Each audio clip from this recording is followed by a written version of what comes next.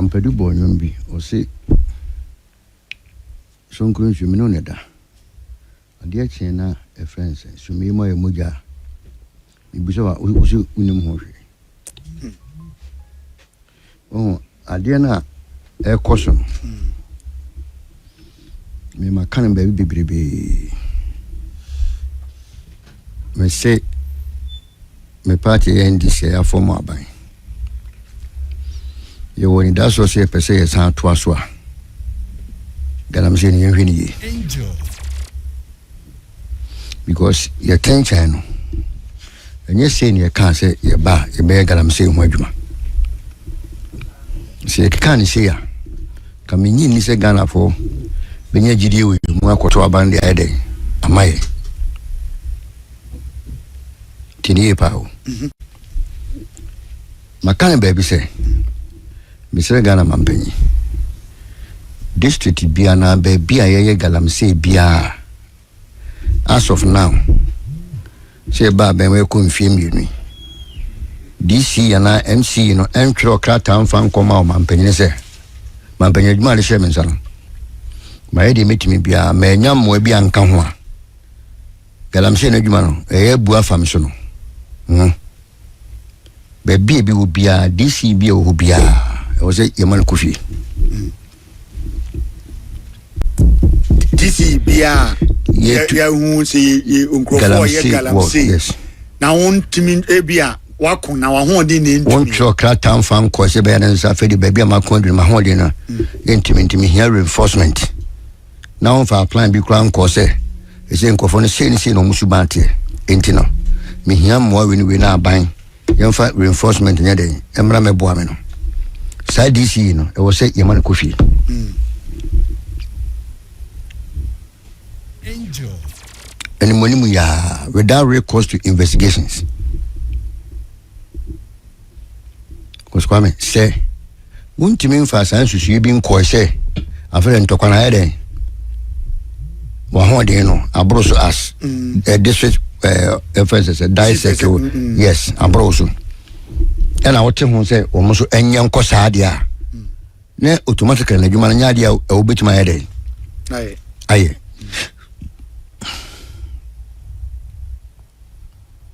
asemi tititewa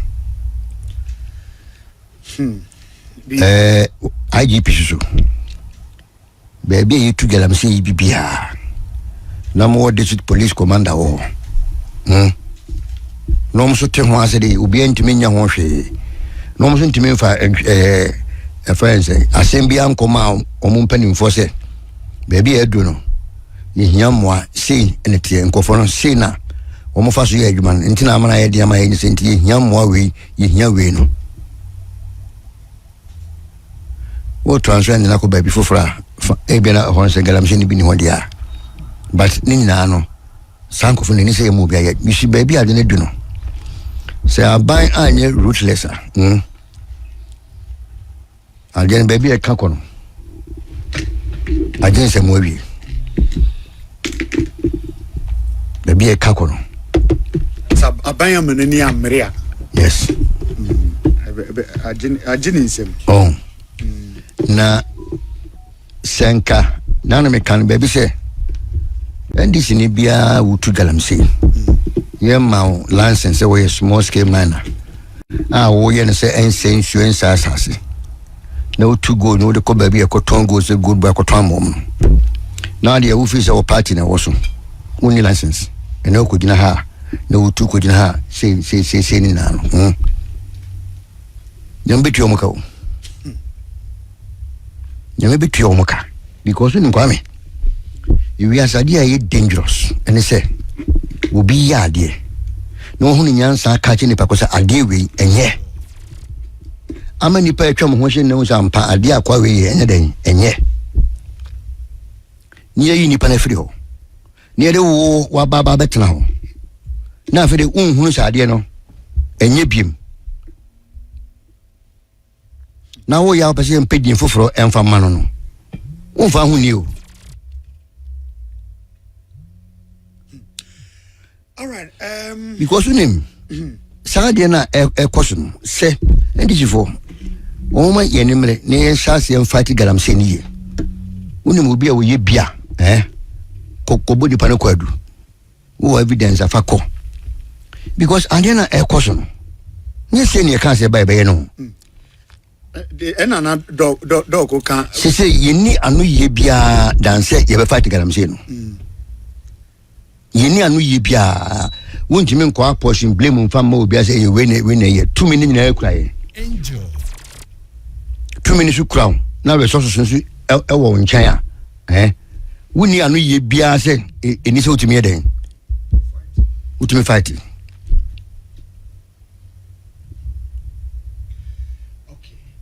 All right. To come yen hwe di baby ade na e ka kono Eje aye normal. say ye campaign ye ko catch the Ghana for say ye ba see ne be na anko aban ko muntu maye ye ma mu hope say Galamsey no ye betima fight Galamsey no na fa ale ani pada sani wo to ye de insert 10 people for so me dia say na man kan 10 people fa Galamsey wo kroma ntina me say men kama no ntumo Galamsey hu da na NDC from ye Galamsey o men so mu tu Galamsey o fi so o ma ba na wo so ye chi no enko ba bia no nyame betua o ka sika no ebe dane musuo ni esan wonu wabusuanfo wagya pade ade na ebe ye kaba besense okum because ye de ensa tretin nkofo so e kan se de omo ye nye memi kan bi na menye ma bi se me Galamsey so di se subana ye wo na ye fi se ye party na wo so ye ase ye si ye kwana ye nam ho no ye hwini ye wonim se ba bi de se manso kwanta reclamation will be a going to far from say or Philippi.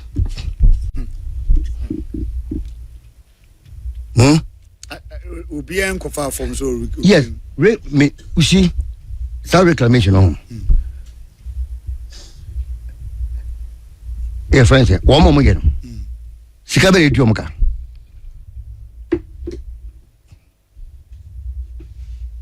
The whole thing, I didn't handle on it. Ye hwini ye ebetimi dia kofie ye hwini NDC ni bia opese o party no e ka ban mu bia firi ne manenye wasemhia ye ne ye hyasie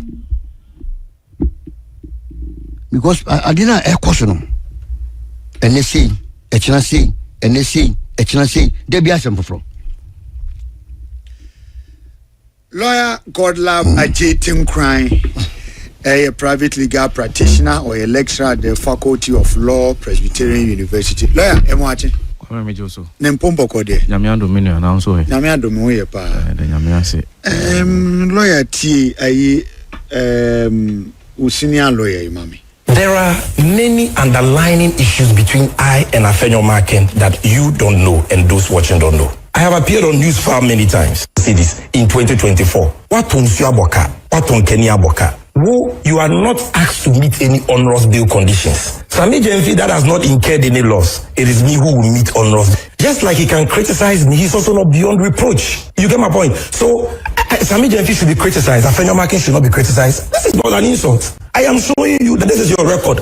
Cumulative loss of 3.3 billion at Ghana Water, 8.2 billion ECG. You are not facing any criminal action and onerous bill terms. Why should you project that on me when I have not made a loss? You see, my brother, there are many underlying issues between I and Afenyo Marken that you don't know and those watching don't know. I have appeared on News Farm many times. Perhaps in this country, I have held more press conferences on political issues than anybody. Have you ever heard me use the word extortion against any of my critics? Have you ever heard me? Why will I use this word now? And why have you not heard Afenyo say anything about that? Or challenge me? Or threaten to sue? So then people talking, there are things you don't know. I will not just, me, I'm a consummate Democrat. I eat and drink debates. And that is why he cannot comment on that or even challenge me. He cannot.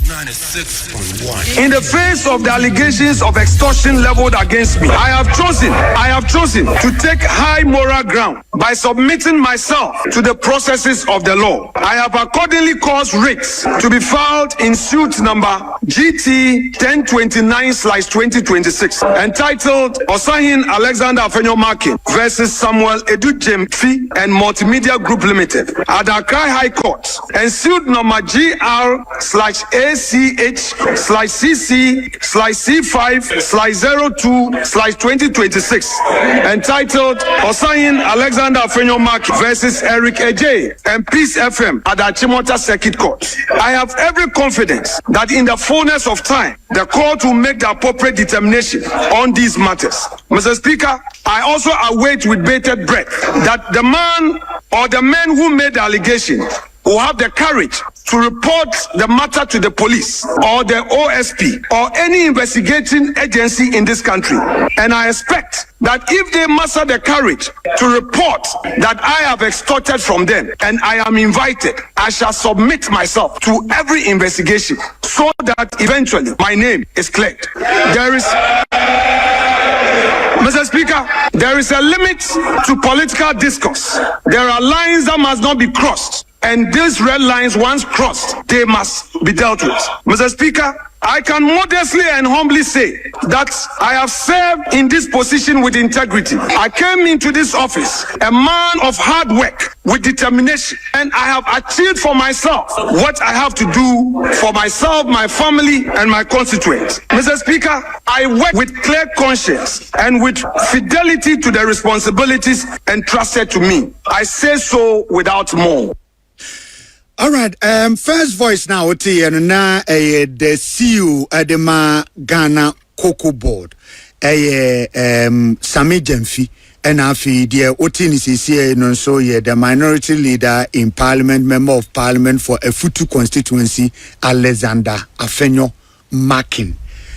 Lawyer, sanse mimienu wawati ninina.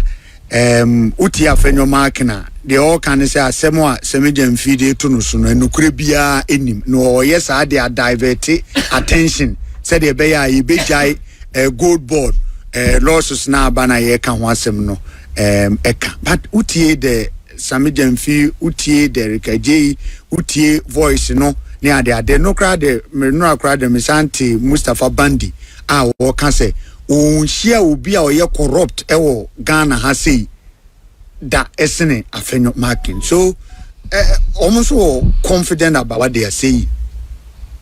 Kwame medawase am cheerful for so na den Galamsey dey dem dey on manka bi maminka 1 minute maminka 1 minute be on it. Kwame ne tie ni say omo eye Galamsey no metie doc metie offer sankrofon na support political parties in financially no kure wo no. The reason why our political parties in intimi entu sawo muso no and they say e be do campaign e be do election oho ana ye dani ye ni si ekoji sika free and they know MPP for obi NDC for obi obia wo financier look o de opa ubetisi yesu obia man ho me so constituency bi na opeso be DMP no ye ya obeko no na underground no oye Galamsey o wuska pa intimi ba so political parties no get the reward. Yes, I'm telling you. They make me about constituencies be brave. Political parties that man kwan enim say sani pa ya obebay ukọ constituency wona ubusa say adwuma be no ya e be ka choto we do Galamsey campaign. Omo na this can back Kwame. Nti heading say sankrofo we no. Other than that, like Doc is saying, what is preventing them? President Mahama Krade obeba dey no see AI nyina wo de be solve Galamsey akosi saying. Blue water guards ya muka ho asemi. I mean, it was not going to be possible. Now they na inaugurate you na you knew they were just a joke. Agro and no moody. Because encrofa the last time who ba ku bia na yes oni Galamsey ni bi obobo na assume say why unkra weapon bia unkra hwe. Some people are in the forest with pump action and sophisticated guns and somebody is there with his uniform say me best stop you me be tetel me be yes. I mean, we are not serious. And you see near doc no of aka nyina no kre say yemfa Galamsey ni nye threshold ni yi, but the truth of the matter is say mo manfo ni hu say President John Mahama nsem o kan so the best of Galamsey nya wa faili wantima anye mu baako ontimi nye mu baako besi ne onya hwe NDC as a government nya hwe. In fact under the award me say baby ani yentu Galamsey no for the first time ye to be NDC nkwa ban we ani yetimi tu Galamsey we po anu nyina na bi ni hoda Ashanti region NDC aban we nkwa ani yetu Galamsey wo bosontwe and environment. Enti Kwame Galamsey issue ni there political parties in they know who are doing it. We nanka minim say they want to me escape go to in Kaibeka. Eso afekura na ekoso kese. Afekura na ekoso kese. So what is it? They be amaka. One thing I don't like about criminal proceedings. What they need to be a hotness. Dog. Hotness. Makoku dog yere my bonapo agent 5 billion. Yes, here the matu. Doc in Sabeka 5 billion. I think a deterrent. Deterrent. And I mean just say deterrent, you know, but you see we have advocated into your friend be victim offender mediation VOM. We are advocating say nipa na ade na ekose na ankasa no. There should be some reward for the person. Nisi kana akam no 5 billion into yende. Yentimi nyima no. Ye de na kotum ti yentimi nyima no. In rare situations, now be who fine and sentence in both of them. Say, utuya any be Yamal Castilian sentence, yatiti suama wana bibi. Other than that, what is it? It's for me, Galamsey issue where and how ebedu election crack kwame be kese. Wafena na political parties in Bepiska, especially about yes. Obi afani sanko obi. Hey, ni ebe na ni aye campaign. Because obeto abeti number 1. Now refi set am na MPP to saw Galamsey for so na NDC in opposition and nam Galamsey areas catch up say yeba mama tu. Enya President Mahama na share Galamsey for boss say o ma yachichi for Galamsey you know oba obeja omo. Enya President Mahama. So what are you talking about? Ube kwa enka wo show kutupa. Let's put that one aside. Look, Sami Jamfini Afenyo Marking. Why are we even concentrating and making it look like a banter between the two of them? This is a national issue. Kwame. And yes, Sami Jamfini Afenyo Marking and Semna Yesi reduce it to talk about. We are talking about a certain loss to the country. Citizens and the between Adachi.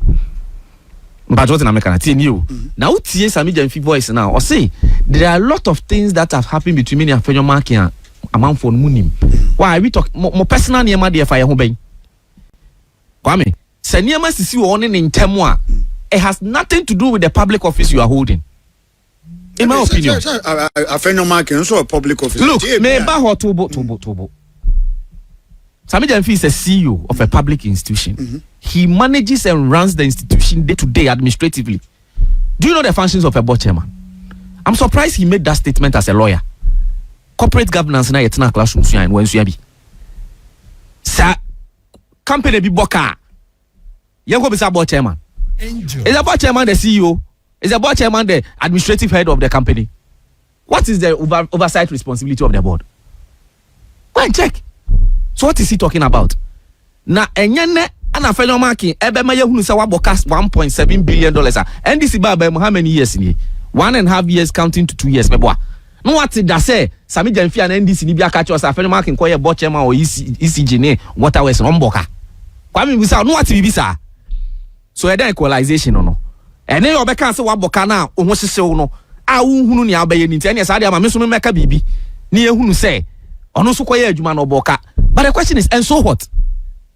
Enti yemo obi amoka nko sa enti sa because that no kwasi boka. Enti Kwame boka yenke ya no ntum because so kra boka. Then where are we heading to?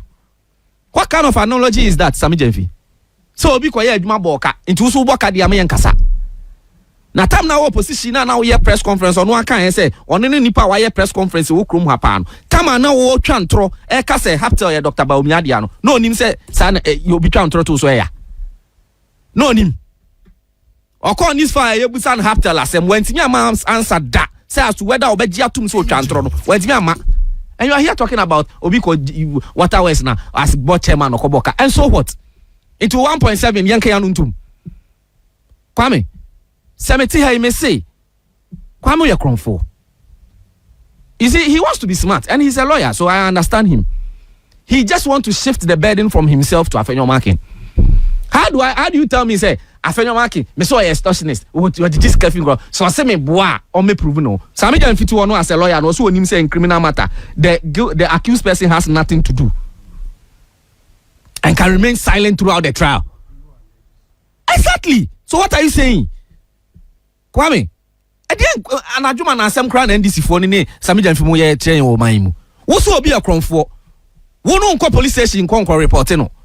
Woso a unfa evidence bi a kire say oye kronfo ma na mmom me na wo ka say me ye kronfo no me prove me hu say ampa say me nye kronfo a what is the sound? So, I mean ade be nie me pese me use words bi ba de nie na manfo ne ti wo budget so ye enti de ya me den no Afenyo Marking should do what o me sign it na ne yenko kronfo pani ho yenko so manko ahene ho o no beti ma sign it criminal matter afedi obi me sign it na wo gina bontin na ka so we ska na uni nyina so obi ade ka so we ska kan so you should work I was even expecting Sami Jamfi rather to even file the petition to the OSP and all those agencies because he is alleging.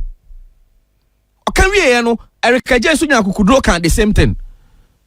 Makwame, Sanka Fenyoma can cry and siwa and Kabem Mwa. Because all the statements that they were making against him, it reduces his reputation in the public domain. And clearly, the only action that Afenyo could have taken was to bring an action for defamation. And that's exactly what he has done. I mean, nothing you can say. So go be hufi can say no crefa no. We shouldn't criminalize it like that. Section 207, 208 should be used very critically. Because one, yes, sir. Every statement you can interpret it and say it will be a breach of public peace. And you're betting Crawford, sir. But also what I'm saying. Among for now, Mose or ya extortionist. No wajiju musikano. I am pretty much sure some more. Etia kaini nanka wo kan to aso se Kwame. Wajiju Crawford sika. Waje Dr. Machi sika in 2005. Mo pa mo friend Dr. Machi na mo musano. Waje offer JV Jantuah sika 2020. But what I say. But even if at this stage, Krano, and then yes, will prove anything now, you are a legend.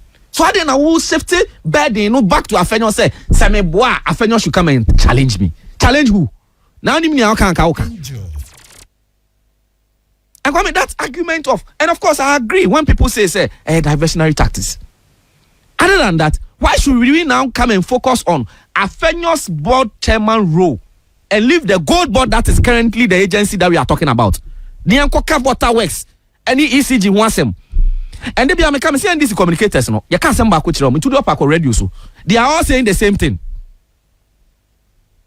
Kwame. They are all saying the same thing.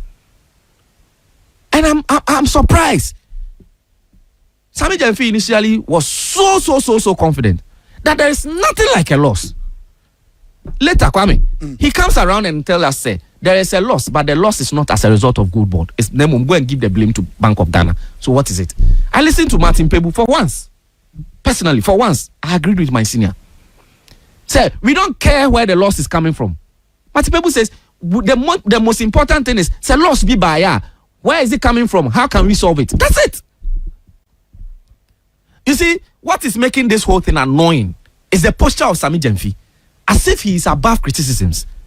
Or no say, people are saying that not criticize Afenyo. Afenyo is not above criticism. No, he's above criticisms. Gold board never paid mana. Gold board, Sami Jamfi paid ma. Enya Ghana for eduma. So what is wrong? If somebody says, oh, waboka, oh, me moka, ni atiye A, B, C, D. Enka personal ni amanu kra di embem kra. I may also disagree with Honorable Afenyo Markin when he said that Sami Jamfi should prepare for his onerous bill. I thought it was needless. For me, I thought it was needless.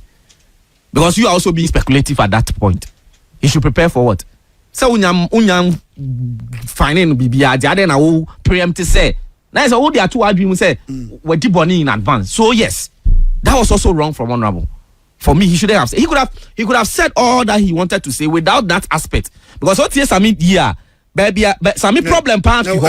So I catch and say or no so prepare for. And I thought it was needless. Honorable bet me yi sa ho na film. Now one man who say e kanu na hu hia me and I make one to come and explain what end it. But yes, and also man also avenue to now come and do the personal attack. But young as citizens, Kwame, omo personal attacks no mo yo no me nyina for bia ho.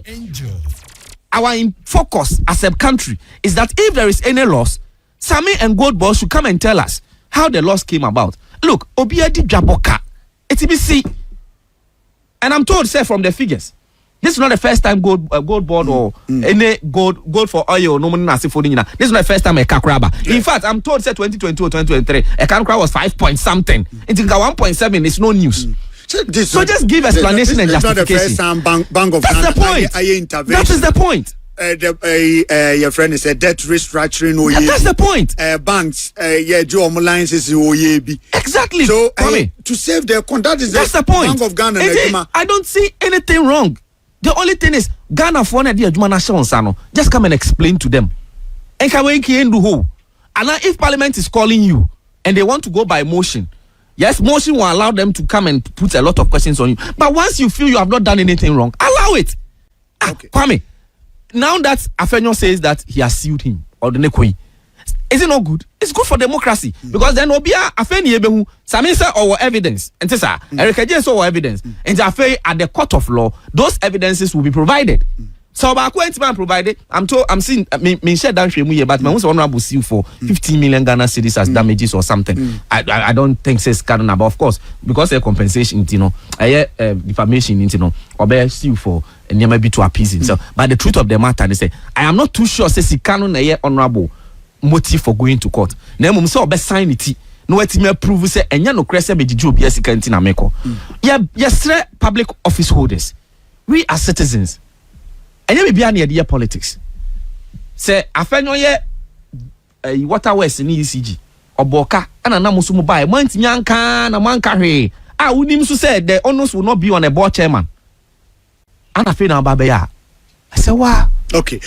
I offer room na memra docs over good board. When him sasem we Afenyo decided say what the better politics. And I confess I same way in Ade Abba. When him say tell me says I DPP whatever it is national. Then Bank of Ghana management any PMMC any other companies be almost argument no motor gold near them and my woman. The entire you be can say gold board aboka in terms of finance and accounting will be a engine to and it's a Timmy Power. Bank of Ghana when I offer gold board say koto gold bremi woko to 1 ounce be a 10,000 uto cha 10,000 memma a commission of 0.5 now so cash card ko ene unyema wo ye no wo so dia eden atewoka enti se woko na okoto se 1 ounce no be say 10,000 na utia no 0.5 na utini no what the brewer na wa wo fa wa de se ukwa ko eden akoton ekwa nam so ubenya mfa so good board for no mo eyomasem eduma le shemen sano wo so me boy no me di sa boy na wi tini pa o nyame na me determine say me kwa metosi abre wo so scam dem man kwa toni she ne fa eden ebreme wa tono sa dia eden abre good board no ton good no e Bank of Ghana tini kwa tini rate akoton good nda be Bank of Ghana no enye won ko ne determine yo wa odi scan man no se won ko tom na wo chen se wo kwa toni she ne fa eden ebremi enya ono no se mekwa ebi 1 ounce 10,000 ma to de abreo wo no man petrol kwa Tony say at this cost never bremi wo ba memma 0.5 in 2024 PMCC in a profit of 174 million. Bank of Ghana for the same name ye ka say ye nke 1.7 no one boka 400 million. Aden yanka say PMCC for aboka aden yanka say womo aden omaboka because two different entities and o sign agreement o mo yeden o mo yomaduma obi o baby a ni operations na sha say na obi o baby a yeden and say obetwa ka say gold board ama Bank of Ghana yeden aboka na gold no wokoto buy no ubi mo no anwa fa gold fa sente sadia eden ukachen say wo mo aboka na bridge wo we bua anoma e fa no be bridge bua anoma e fa no gold board say me aduma me no this is me aniko da me kem me audited account ni mandated state institution was audit me no wa audit me awie baby a yekoton gold no me account for it die me ton me nyaye me finance income lines on the man call for nisane manemo nya nya no wo boabo no etisika wo tua ne ho kaye den efiri mu no say na eden aka nti no woni ka bia wa eden wabo so hu etise wo jump free ho na ba beka chance wa eden wo beka guardian nya first time ni ho between 2022 2023 no you boka over 5.7 million. 1.8 was for FNs, gold for FNs, oil, and the other 2.8 was for FNs and a reserve. And the Bank of Ghana, una also been to the man of Wakakoto at the end of the day, Abreu, Oaji, and our cotton. And 1.7 and you're a car, a cost to unim. In so your business, man. What fatal cost in every now you cost no, let's say a cobru into any of your friends wire then. Yes. Meanwhile, Bangana Quentin can just say, Sika made the moment woman could go to any day. Emrena, a Tequanasum, one in him. But over the IMF report, minority for a site now, 3 things, and IMF for identify sources of the losses. One, a service and asset fees paid to gold board. Second one, a discount on gold sold to off-takers and exporters. And the third one, a exchange rate losses from the spread between the Forex Bureau rate used to purchase the gold and the CD reference rate used for Bank of Ghana accounting. Kwame, when it determines our friends, as a fisherman. When it determines Bank of Ghana. And you know, what is a Quackalibu good body say? One was some man as you call, Ukoto Bemia, Memo say. Now they all we are sudden no names says, Ukiam Gazia, Aboboka. Wash mammy, what is Kamami? Kotadia Bremi, Makotadia. Was it so Ukoto Bremia, Otto Senadi Bremia, Mema Commission say, Makota Bahe Ampa, Anson, well we and one and him. What is 0.5 for mammy? Ah? And you know, I ain't from a good body man boka. One no determine I didn't know. Price I want Tomrewo, fees are money now, a 1 hour day. Who determine? It's the end of 1 hour boka. Okay. It's the Uncle first one Cabana and Quay Ura, if in a column. Commission because made a man, Metasway day. Abba saying, who cost a good and 10 cities beam, Tonebia 8 cities. And I don't say, but do you think, say, you bet me Akoso, na Yayan Sa. I mean, from July this year, reforms. Wait, from July this year, Bank of Ghana, a free. From July, Bank of Ghana, so on, financial support to it. New structure on Moyer, were free between Ministry of Finance and Gold Board. One, at the end of the year, from 2020 to date.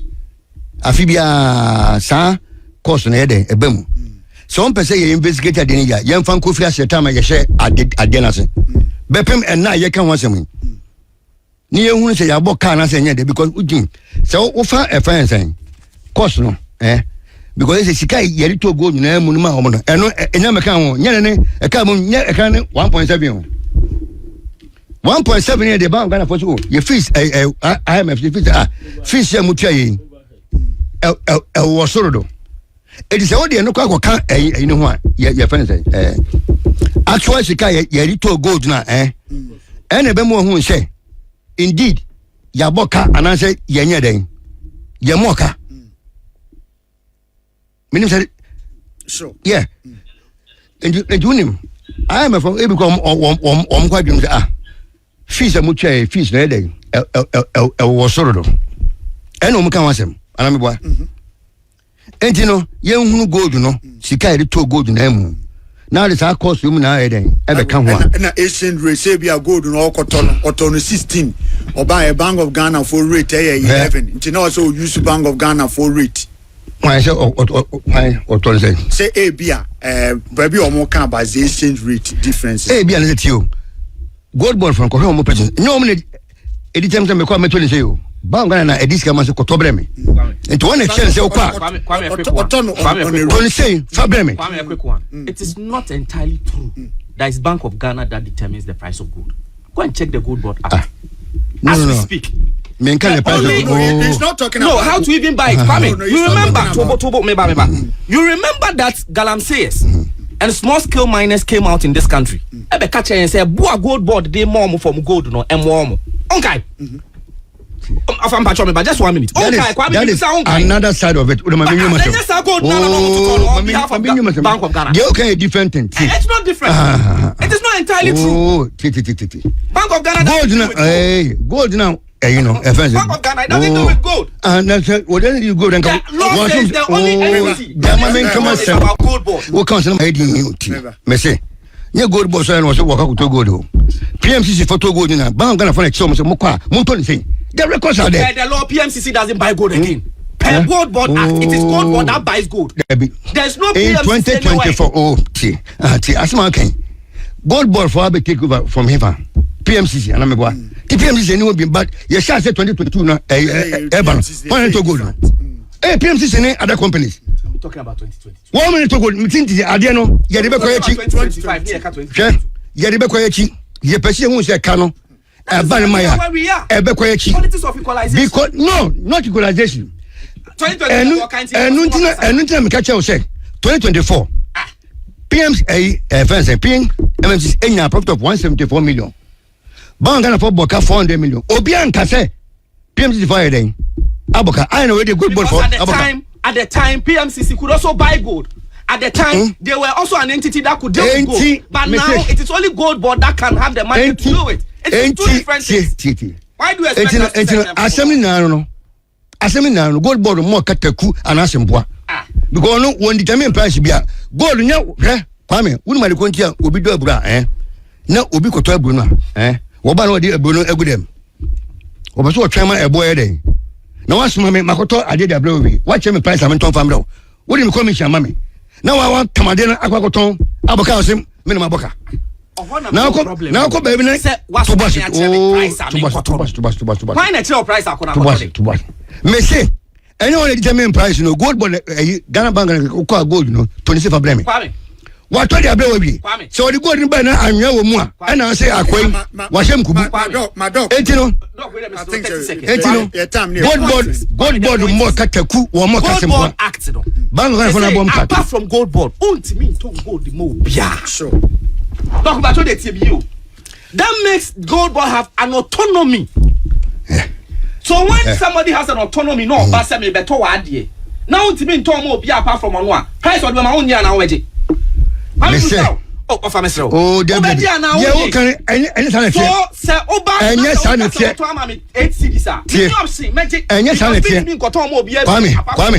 beginning a gold board by people to buy it. Beginning a gold board by nobody's telling God to go and buy it at a particular price. It's not true. Beginning a gold board by no. Get your economy. Bank gonna phone head and more muska. It will be a medical koto adeblemia. And again, figures. One actual price also talk. Figures now all Ghana phone my dog because me time na just 4 minutes. Dog. But the CEO said there are losses, but it's not from me. So why you saying so? Dog, ma mean you. Samina Mama dia to so aboka of aso mo ka. When you believe. Join him say when you oh, na say lawyer, over Pacho. Join you. Me Pacho. One can maybe. One can be good board.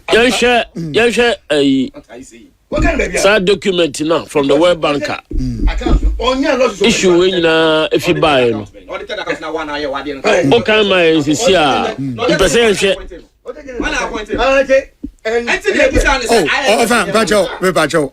Dog. If you come on fee baby World Bank for document now. O kan sa e kan ho asem na o ma emia mako miensa. Omujiri se kano ejina din ni anhwe se ye betimi attribute data to say a gold board na aboka na say enye wo mu na aboka. Let's look at those issues specifically from the World Bank's document. The service and assay fees paid to gold board. One, discount on gold sold to off-takers and exporters. Number 3 service fee. A World Bank, a Bank of Ghana, a Tiama Gold Board, and what's them local? Argentina, Bank of Ghana, a pure service fee, I'm a Gold Board. Gold Board, I agent, why agency, Jumebi, Nisantino, Sa ayi a okay World Bank for na true anameboa. This IMF report. IMF for yes. And the hono omaye agency. Nti to aso the principal no any Bank of Ghana. Nti to the second one no. Discount on gold sold to off-takers and exporters. And no Bank of Ghana no one ton gold no. Gold board doesn't sell gold. E kano le fare buy no baby miensa and almost say if you buy. The di kan omo ama gold board di dwuma bi ama wo mo. Mo awie mo adwuma. Ska ye tuama mo efa adwuma na mo ye eni. Ye toso mienu omo akwa ton gold no. Ho e ka bi ensem ebe mo na ne toso miensa e de be na. Exchange rate losses from the spread between the forest bureau rate to purchase gold and the CD reference rate used for Bank of Ghana. Manu musa asem sa niema miensen emu fan ben and e betimi dia kwhye gold board say and am gold board so na sa e kan buy sa niema miensen